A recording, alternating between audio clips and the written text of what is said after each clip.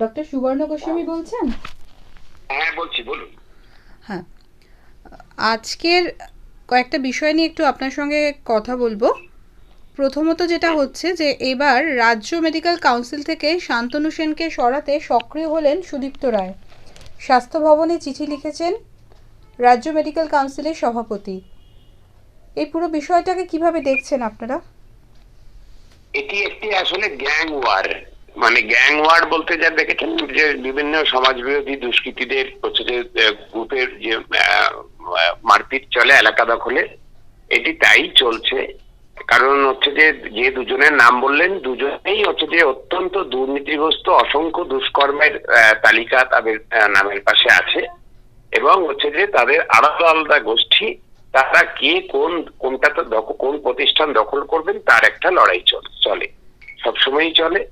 এইটা হচ্ছে যে রাজ্য মেডিকেল কাউন্সিল যেমন একটা দুর্নীতিগ্রস্তদের আখড়া হচ্ছে যে হয়ে আছে, ঠিক আবার সেই রকম হচ্ছে যে আরো অন্য প্রতিষ্ঠান বিভিন্ন হয়ে আছে, দখলদারির একটা লড়াই। আরজি কর মেডিকেল কলেজের রোগী কল্যাণ সমিতি, সেটা নিয়েও এই দুই গোষ্ঠীর লড়াই আমরা অতীতে দেখেছি। এখন হচ্ছে যে রাজ্য মেডিকেল কাউন্সিলে কে কতটা কি ভোগ করবে, কিন্তু সেখানেও যেটা দেখা যাচ্ছে অভয়াকাণ্ডের সঙ্গে অদ্ভুত একটা যোগ। ডাক্তার সুদীপ্ত রায়, যাকে সিবিআই ইডি হচ্ছে যে একাধিকবার ডেকেছে, তার তল্লাশি করেছে, তার বাড়ি, নার্সিংহোম, ল্যাবরেটরি ইত্যাদি, তিনি এখনো হচ্ছে যে তার জোড়া মানে জালিয়াতি নির্বাচন করে যে মেডিকেল কাউন্সিল এর মাথায় বসেছিলেন, এখনো সেই মেডিকেল কাউন্সিলের মাথাতেই তাকে বসিয়ে রাখা হয়েছে। তিনি চিঠি দিচ্ছেন 18ই নভেম্বর হচ্ছে যে কাকে না, রাজ্যের স্বাস্থ্য সচিবকে, যিনি হচ্ছেন রাজ্য মেডিকেল কাউন্সিলের অভিভাবক, অ্যাপেলেট বডি অথরিটি। তাকে চিঠি দিচ্ছেন, সেখানে লিখছেন যে ডাক্তার শান্তনু সেন কোন কোন মিটিং এ আসেনি। তার মধ্যে 18ই নভেম্বরের চিঠিতে লেখা রয়েছে যে 9ই আগস্ট এবং 10ই আগস্টের মিটিং এও তিনি শান্তনু সেন আসেননি। যদি 19শে নভেম্বর একই বয়ান, একই চিঠি, সুদীপ্ত রায়ের সই, কিন্তু ওই দেখা গেল যে আগের দিনের চিঠির মধ্যে থেকে ওই দুটো ডেট হঠাৎ হঠাৎ উধাও হয়ে গেল।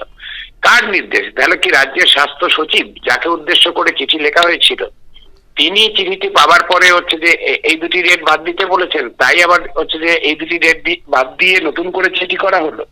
দুটি চিঠি আমাদের হাতে এসেছে, আমরা এ নিয়ে হচ্ছে যে জানতেও চেয়েছি, আমরা আমাদের প্রশ্নও রাখছি যে হচ্ছে যে অভয়ার মৃত্যুর ওই দিনে আদৌ কি রাজ্য মেডিকেল কাউন্সিলের কোনো মিটিং ছিল? যদি না থাকে তাহলে জলপাইগুড়ি থেকে সুশান্ত রায়, মালদা থেকে তাপস চক্রবর্তী, বর্ধমান থেকে অভিক দে, বিরূপাক্ষ বিশ্বাস, এরা গিয়ে খবর পাওয়ার 8 ঘন্টার মধ্যে কি করে অকুস্থলে পৌঁছালো চেস্টের সেমিনার রুমে, তারা তথ্য প্রমাণ লোপাট করতে হাজির হয়ে গেলেন? এই প্রশ্ন আমরা করছি। এটা পরিষ্কার করে বলতে হবে সুদীপ্ত রায়কে যে 9 তারিখ এবং 10 তারিখ কোনো মিটিং আদৌ মেডিকেল কাউন্সিলে ছিল কিনা, থাকলে কারা কারা হচ্ছে যে তাতে ছিল, এবং হচ্ছে যে শেষ যে চিঠিটা 19 তারিখে, তাতে ওই দুটো ডেটের উল্লেখ নেই। তার মানে ধরে নিতে হবে আগের চিঠিতে তিনি হয় ভুল করে লিখেছিলেন, পরিষ্কার করে ওনাকে বলতে হবে। আর শান্তনু সেনের বিষয়ে, তিনি এখন রাজ্য মেডিকেল কাউন্সিলের ভোটে দাঁড়াবেন না বলেছিলেন, আবারও দাঁড়িয়েছেন। কারণ হচ্ছে তিনি বুঝতে পেরেছেন রাজ্য মেডিকেল কাউন্সিলের দখল তার হাতে যাচ্ছে না, আরজি করে রোগী কল্যাণ সমিতির হচ্ছে দখলও তার হাতে ফিরে আসছে না। সেই জন্য হচ্ছে তিনি কোনো একটা তো দখল ওনাকে রাখতেই হবে, তা না হলে হচ্ছে যে এই মানে গ্যাং ওয়ারটা তাহলে চালাবেন কি করে? সেই জন্য রাজ্য হচ্ছে যে তার নিজের কথার খেলাপ করে তিনি আবার রাজ্য মেডিকেল কাউন্সিল, সরি ভুল বললাম, রাজ্য আইএম এর রাজ্য নির্বাচন জালিয়াতি করে সম্পূর্ণ অগণতান্ত্রিক পদ্ধতিতে নির্বাচন করছে। তার একজন ঘনিষ্ঠ সহযোগী, সে হচ্ছে যে সেভেন টাইমস থেকে সেই পুরো নির্বাচন প্রক্রিয়া পরিচালনা করছে সম্পূর্ণ অগণতান্ত্রিক উপায়ে। অর্ধেক লোকের কাছে ব্যালট পৌঁছায়নি, এবং যাদের কাছে পৌঁছেছে তারা তার ঘনিষ্ঠ লোকের কাছেই শুধুমাত্র ব্যালট পৌঁছেছে। এইভাবে রাজ্য আইএমএ দখল করতে চাইছেন। ফলে এটা হচ্ছে যে মেডিকেল কাউন্সিল কার দখলে থাকবে, হেলথ রিক্রুটমেন্ট বোর্ড কার দখলে থাকবে, রোগী কল্যাণ সমিতি কার দখলে থাকবে, রাজ্য আইএমএ কার দখলে থাকবে, এই গ্যাং অফ ওয়ারের মধ্যে রাজ্যের মেডিকেল যে ফ্যাটার্নিটি অর্থাৎ চিকিৎসক সমাজকে ফেলে দেওয়া হয়েছে। রাজ্যের চিকিৎসক সমাজ কেউই এদের গ্যাং ওয়ারে দেখতে দেখতে ক্লান্ত, কেউই চাইছেন না। চাইছেন যে এই গ্যাং লিডারদের সরিয়ে দিতে, সব জায়গা থেকে সমস্ত গ্যাং লিডারদেরকে সরিয়ে দিতে। রাজ্যে বিভিন্ন দুর্নীতির মামলায় একের পর এক অভিযুক্তরা ছাড়া পাচ্ছে। আজকে টালা থানার ওসি অভিজিৎ মণ্ডল তিনিও জামিনের আবেদন করেছেন কোর্টের কাছে। এই বিষয় নিয়ে কি বলবেন? দেখুন, আমাদের হাতে তো বেশি অপশন নেই। রাজ্য পুলিশের উপরে রাজ্যের মানুষ আস্থা রাখতে পারছেন না, রাজ্য পুলিশ বা কলকাতা পুলিশ। সেই জন্য হচ্ছে যে কোর্ট সিবিআই দিলে তারা কিছুটা আশ্বস্ত হচ্ছেন, কিন্তু সিবিআইও যে সেটা হচ্ছে রাজ্যের শাসক কেন্দ্রের শাসক যেভাবে হচ্ছে সেটিং এর অভিযোগ উঠে আসছে তাতে, এবং সিবিআইও গত 10 বছরে বিভিন্ন দুর্নীতি মামলাগুলো যেভাবে অসম্পূর্ণ রেখে দিচ্ছেন, তাতে এটা দেখা যাচ্ছে যে সিবিআই এর হাতে যাওয়া মামলা আর কলকাতা পুলিশের হাতে থাকা মামলার কোনো বেসিক্যালি আলাদা অর্থ হয় না, একই মুদ্রার এপিট আর ওপিট হয়ে দেখা দিচ্ছে। এখন রাজ্যের মানুষের কাছে তার আমেরিকার এফবিআই কে এফবিআই এসে তদন্ত করুক এটা বলার কোনো অপশন নেই। ফলে হচ্ছে যে রাজ্যের মানুষ বড় অসহায় বোধ করছেন যে যা রাজ্যের পুলিশ কলকাতা পুলিশ যা করছে সিবিআইও সেই পথেই হাঁটছে। একের পর এক মামলাতে দেখা যাচ্ছে যে যারা হচ্ছে কয়েকদিন একটু জেল ঘুরে আসছে তারপর তারা ছাড়া পাচ্ছে, যে শিক্ষা দুর্নীতি সব একে একে ছাড়া পেতে শুরু করেছে।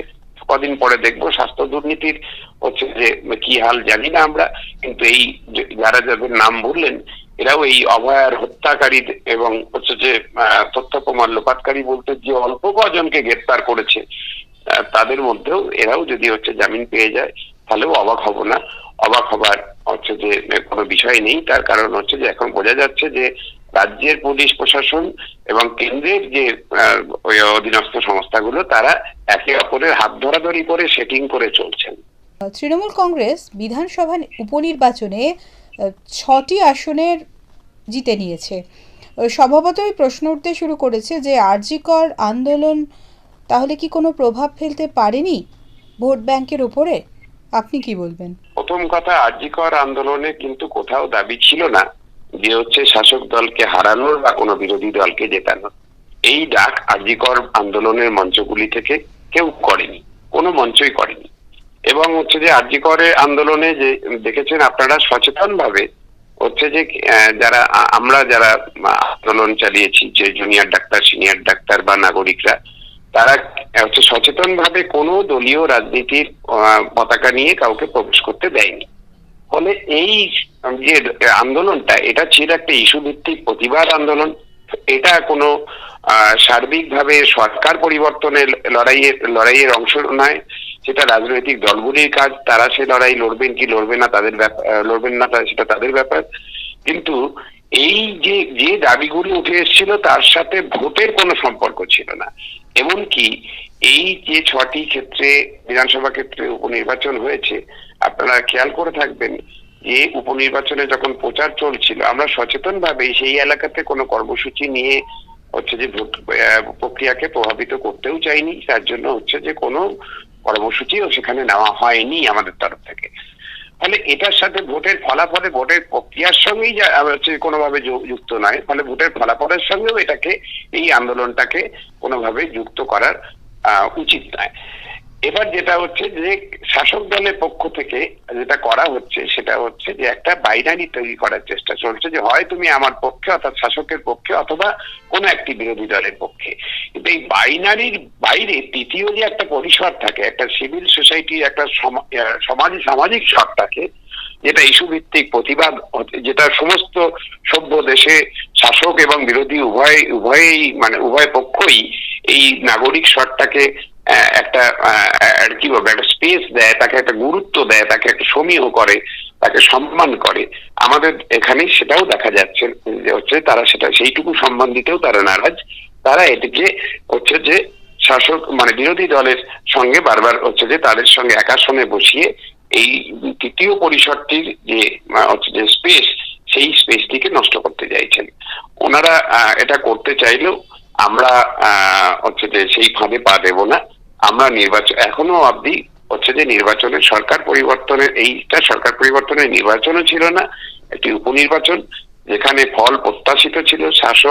আমরা যতদূর জানি সারা রাজ্যের মানুষই নিশ্চিত ছিলেন যে এই 6টি নির্বাচনে শাসক দলই জিতবেন, তাই সেই প্রত্যাশিত ফলই হয়েছে। সুতরাং এটার অন্য কোন রকমের ব্যাখ্যা রাজ্যিকর আন্দোলনের সঙ্গে যুক্ত করে ওই জাস্টিফাই করার যদি চেষ্টা হয় যে হচ্ছে 6টি নির্বাচনে শাসক জিতেছে মানে নির্বাচক মন্ডলী আসলে এতে তাদের অপরাধগুলি, দুষ্কর্মগুলি, অনাচারগুলি, দুর্নীতিগুলি সেটাকে হচ্ছে যে মেনে নিয়েছেন, সেটাতে শিলমোহর দিয়েছেন, সেটা অত্যন্ত ভুল করবেন। নির্বাচক মন্ডলীকে অপমান করা হবে। যারা নির্বাচনে ভোট দিয়েছেন তারা নানা রকম হচ্ছে যে নানান বিষয়ে ভেবে তারা ভোট দিয়েছেন। আর তারা আরজি করের এই এবং স্বাস্থ্য ক্ষেত্রে যে দুর্নীতি, যে অনাচার, যে হচ্ছে রাজ্যে নারী নিগ্রহের ঘটনা, এগুলিকে শিলমোহর দেওয়ার জন্য শাসককে জেতাননি, এটা নিশ্চিত। তাছাড়া আমরা জানি যে আমাদের ভোট প্রক্রিয়া কিভাবে হয়, কর্পোরেট পুঁজি কিভাবে নিয়ন্ত্রণ করে, ইলেকট্রাল বন্ডের টাকা, সে ডিয়ার লটারি বলুন, সিএসসি গোয়েঙ্কাদের টাকা বলুন, শাসক দল শত শত কোটি টাকা ইলেকট্রাল বন্ড পেয়েছেন, সেই টাকা নির্বাচনে খরচ হয়, নানান ফ্যাক্টর কাজ করে।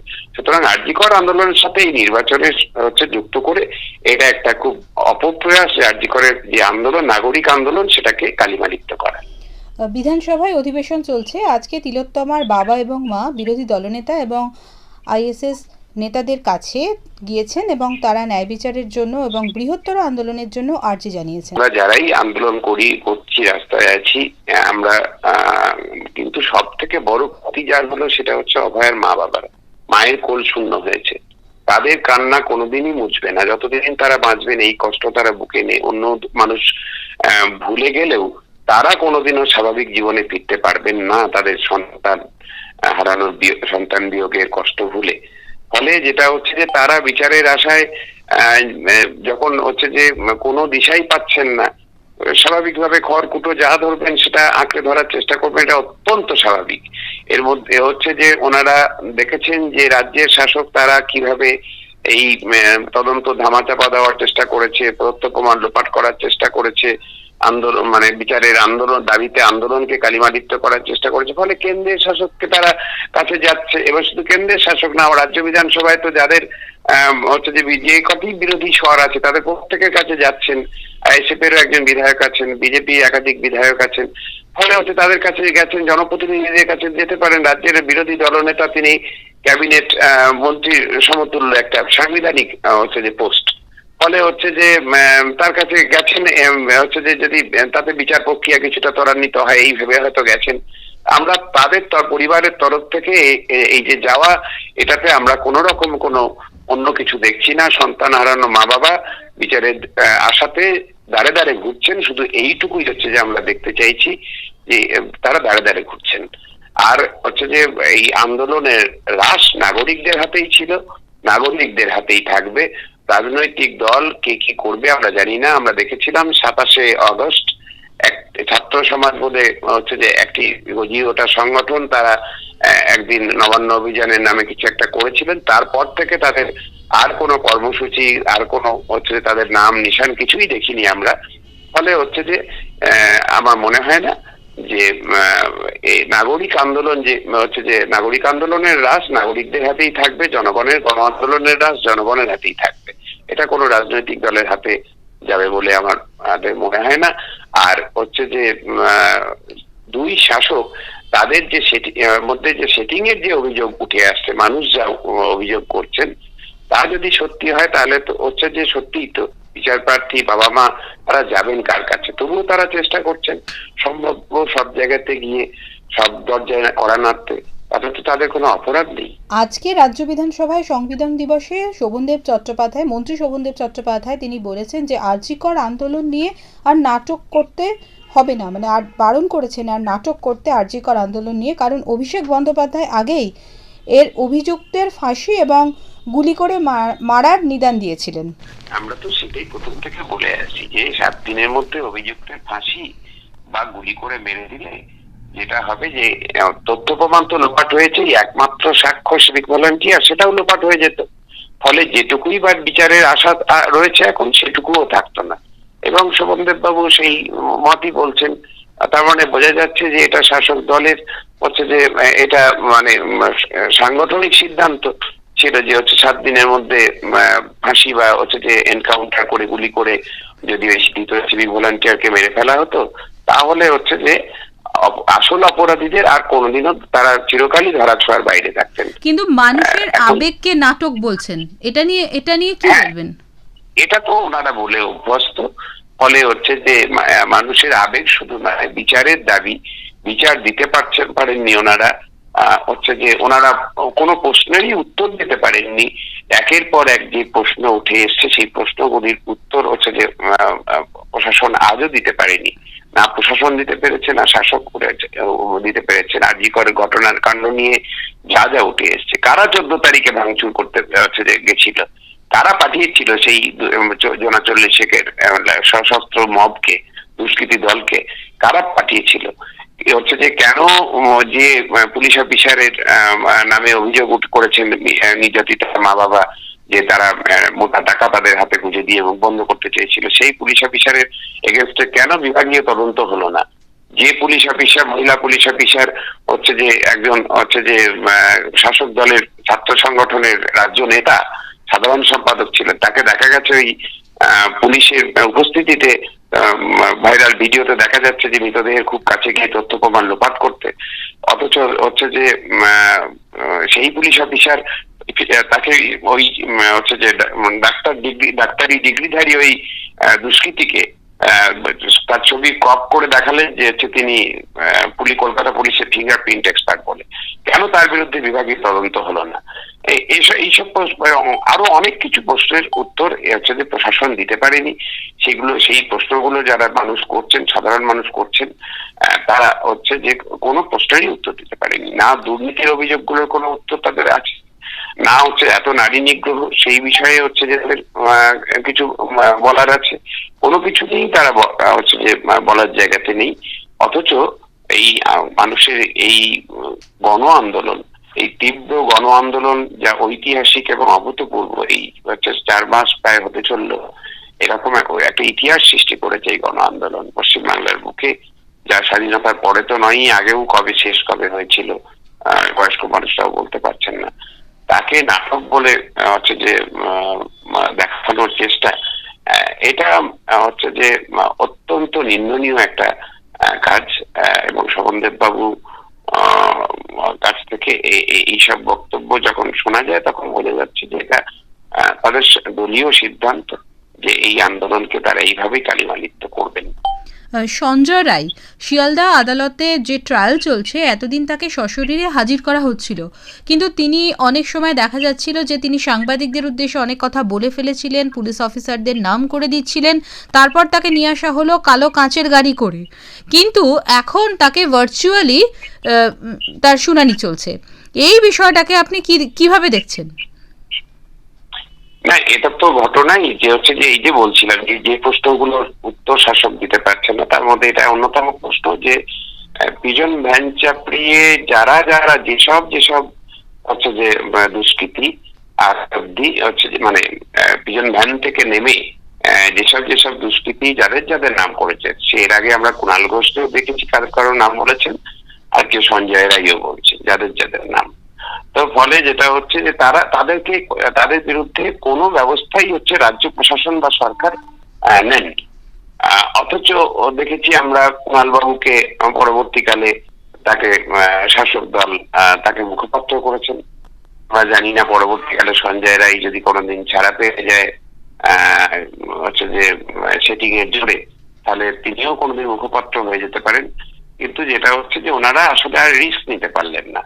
কালো কাজ ঢাকা গাড়িতে নিয়ে আসার পরেও ওই গাড়ি থেকে নামিয়ে এজলাসে নিয়ে যাওয়া এবং এজলাস থেকে গাড়িতে নিয়ে যাওয়ার পথে যদি তিনি কিছু পাশে বলে ফেলেন, হর্ন বাজানোর পরেও যদি হচ্ছে যে আপনারা সংবাদ মাধ্যমের প্রতিনিধিরা কিছু শুনে ফেলেন এবং প্রচার করে ফেলেন, সেই জন্য এখন হচ্ছে যে ভার্চুয়াল শুনানির ব্যবস্থাটা করা হলো।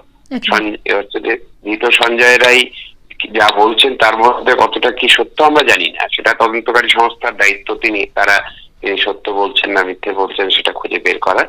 কিন্তু হচ্ছে তিনি যে বলছিলেন সেই বলাটাকেই বন্ধ করে দেওয়া হলো এটা। এবং হচ্ছে সিবিআইও দেখা গেল যে এটা নিয়ে কোন রকমের কিছু নতুন করে বলছে না, তারা মানে অ্যালাউ করছেন যে ভার্চুয়াল শুনানি, এবং কোর্টও সেটা শুনে নিচ্ছে। এই সমস্ত কিছুতে একটা অদ্ভুত আমরা হচ্ছে যে সমতা দেখতে পাচ্ছি রাজ্যের পুলিশ, কেন্দ্রের পুলিশ অর্থাৎ কেন্দ্রের তদন্তকারী সংস্থা, এবং হচ্ছে যে এই পুরো প্রক্রিয়াটাতে একটা অক্ষমতা দেখতে পাচ্ছি। ওই জন্যই বলছিলাম যে মুদ্রার এই পিঠ রাজ্যের মানুষ মনে করছেন। দেখা যাক শেষ অবধি, আমরা ওয়েট অ্যান্ড ওয়াচ করছি। আমার শেষ প্রশ্ন সেটি হচ্ছে যে আগামী 30শে নভেম্বর অভিষেক বন্দ্যোপাধ্যায়ের কেন্দ্র ডায়মন্ড হারবার, সেখানে চিকিৎসকদের সঙ্গে প্রশাসনের বা রাজ্য সরকারের যে দূরত্ব তৈরি হয়েছে সেই দূরত্ব নিরসনে এবার এগিয়ে এলেন অভিষেক বন্দ্যোপাধ্যায় এবং তিনি সেখানে একটি বিরাট কনফারেন্সের আয়োজন করেছেন এবং সেই কনফারেন্সের দায়িত্ব দেওয়া হয়েছে শান্তনু সেনকে। এবং এই শান্তনু সেনকেই আবার আজকে একটু আগে যেটা নিয়ে আমরা কথা বলছিলাম, তার বিরুদ্ধে তাকে বিশেষ পদ থেকে সরিয়ে দেওয়ার জন্য তার চিঠি দেওয়া হয়েছে এবং তার যে নিরাপত্তা রক্ষী যেটা সরকার থেকে এতদিন তাকে দেওয়া হতো সেটিও সরিয়ে নেওয়া হয়েছে। এই যে পুরো বিষয়টা, এটা আপনার কাছে কতটা ইঙ্গিতপূর্ণ বলে মনে হচ্ছে? ওই যে বললাম, মানে এটা গ্যাং ওয়ার চলছে, গ্যাং ওয়ার এরই অংশ। তবে এই যে চিকিৎসকদের হচ্ছে যে ডায়মন্ড হারবার বা ইত্যাদি যা বলছেন, সেটাতে আমরা যেটা দেখছি যে ওইখানে হল ভরবে না এটা বুঝতে পেরে যে ডায়মন্ড হারবার মেডিকেল কলেজ সহ ডায়মন্ড হারবার হাসপাতালের সমস্ত জেলার ডায়মন্ড হারবার এবং আশেপাশে পুরো দক্ষিণ চব্বিশ পরগনার জেলার বিভিন্ন হাসপাতালগুলিতে একটা থ্রেট কালচার শুরু হয়েছে। ডাক্তারদের ধরে ধরে হুমকি দেওয়া হচ্ছে যে ওই দিন আসতেই হবে, না হলে তার ফল খারাপ হবে। এবং হচ্ছে যে প্রাইভেট যারা চেম্বার করেন, যারা নার্সিং হোমে চিকিৎসা করেন, তাদেরকেও করা হচ্ছে। এবং তারপরেও আমরা খবর পাচ্ছি যে ওই হল ভরানোর জন্য গ্রামীণ চিকিৎসক যারা, তাদের সংগঠনকেও বলা হয়েছে তারা যাতে হল ভরান বড় সংখ্যায়। কারণ হচ্ছে যে এই এত ট্রেড কালচারের পরেও হচ্ছে যে যারা কোয়ালিফাইড মডার্ন মেডিসিনের চিকিৎসক তারা যথেষ্ট সংখ্যায় আসবে না বলেই আয়োজকরা আশঙ্কা করছেন। সেই জন্য গ্রামীণ চিকিৎসক, অর্থাৎ কোয়াক বলা হয় না, এখন বলা হয় ইনফরমাল হেলথ কেয়ার প্রোভাইডার, যারা গ্রামীণ চিকিৎসক যাদের বলা হয়, তাদের দিয়ে হচ্ছে হল ভরানোর একটা চেষ্টা চলছে। অনেক ধন্যবাদ ডক্টর গোস্বামী, নমস্কার।